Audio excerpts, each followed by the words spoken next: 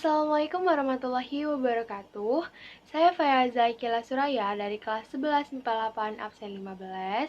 Dan pada video kali ini saya akan merealisasikan dakwah mengenai jin dan manusia. Simak videonya ya. Allah Subhanahu wa Ta'ala menciptakan dua makhluk, ada yang tampak dan ada juga yang tidak tampak. Di antara makhluk yang tampak ialah manusia dan yang tidak tampak adalah jin. Al-Quran memberi perhatian yang besar terhadap jin dan manusia. Terbukti dengan banyaknya ayat-ayat Al-Quran yang menyebutkan jin dan manusia.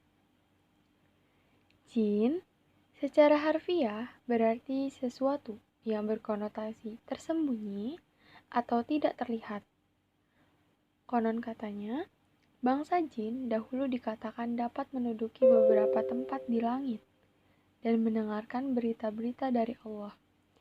Setelah diutusnya seorang nabi, yaitu Nabi Muhammad, mereka tidak bisa lagi mendengarkan karena ada barisan yang menjaga rahasia itu.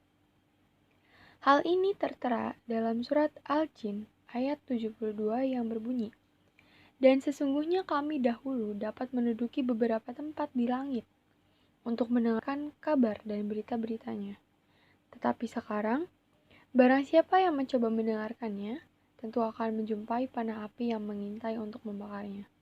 Al-Jin surat 9 ayat 72.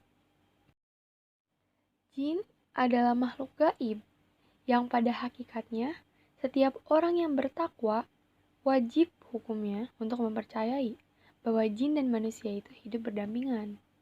Sama halnya dengan manusia, jin juga punya kehidupan sosial loh, yang terdiri dari beberapa golongan. Dan dari beberapa sumber, sering diceritakan kalau jin itu membentuk koloni-koloni pekerajaan di dalamnya. Manusia dan jin diciptakan oleh Allah bukan tanpa alasan, yakni untuk beribadah kepadanya.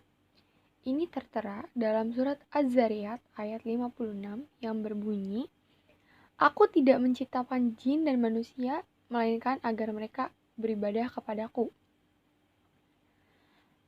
Adanya kesamaan sudut pandang dalam perintah Allah, yaitu sama-sama harus mau mengabdikan diri, taat, tunduk, serta menyembah hanya kepada Allah.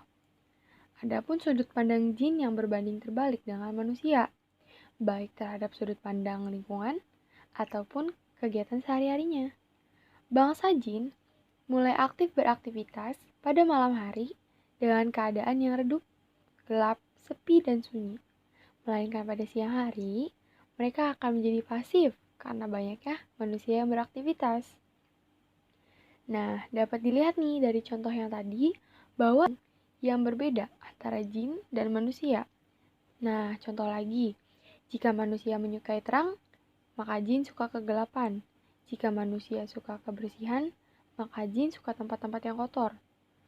Jika manusia suka tempat yang keramaian, maka jin suka tempat yang sepi.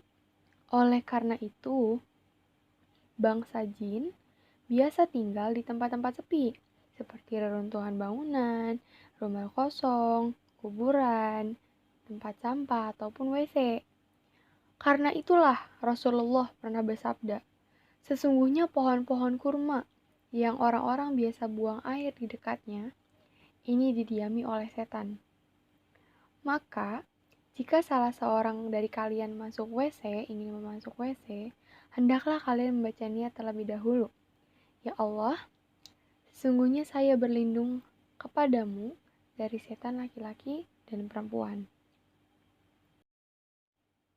Menurut Ensiklopedia Britania, kata setan berasal dari bahasa Ibrani yang berarti musuh dan biasanya ditunjukkan kepada jenis jin yang ingkar dan melakukan bisikan jahat terhadap manusia sebagai tindakan godaan.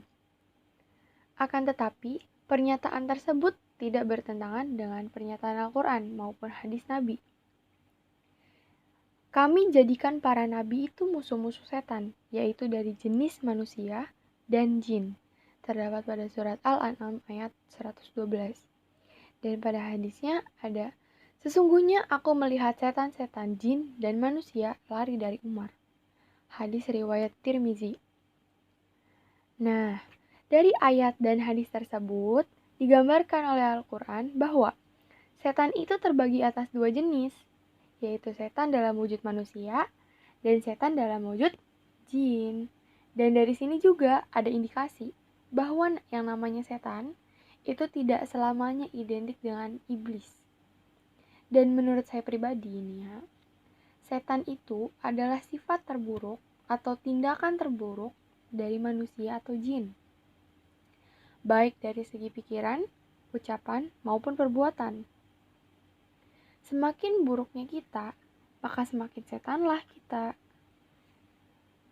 Allah menjadikan setan dari jenis manusia seperti halnya setan dari jenis jin. Dan hanyalah setiap yang durhaka disebut setan, karena akhlak dan perbuatannya sangat menyelisihi akhlak perbuatan makhluk yang sejenisnya, dalam artian jauh dari kata kebaikan.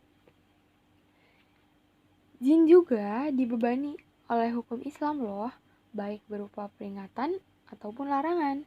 Siapa di antara mereka yang taat, maka Allah akan ridho kepadanya dan dimasukkan ke surga.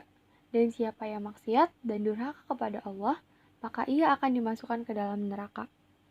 Tentu saja, di antara golongan jin juga ada yang taat dan ada pula yang pembangkang. Oleh karena itu, masing-masing dari mereka akan memperoleh ganjaran dan sanksinya masing-masing.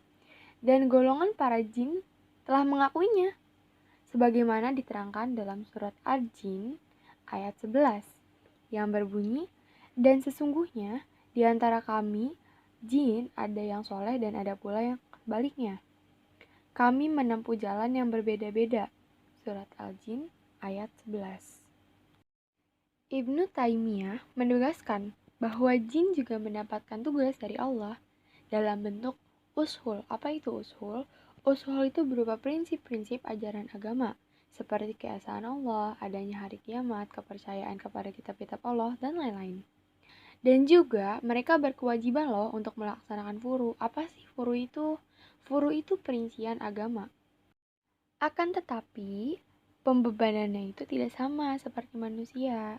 Golongan jin yang tidak melaksanakan kewajibannya dan tuntunannya adalah termasuk jin yang durhaka atau yang kafir. Begitu juga sebaliknya. Jalan yang mereka tempuh banyak dan berbeda-beda juga, sehingga tingkat kesolehan dan tingkat kedurhakaan mereka pun berbeda-beda, seperti halnya dengan manusia. Bahkan, sebagian ulama berpendapat bahwa para jin pun mengenal agama dan aliran-aliran sebagaimana manusia mengenalnya. Oke, sekian dulu podcast dari Fayaza. Mohon maaf jika ada kesalahan kata. Wabillahi taufiq wal hidayah. Wassalamualaikum warahmatullahi wabarakatuh.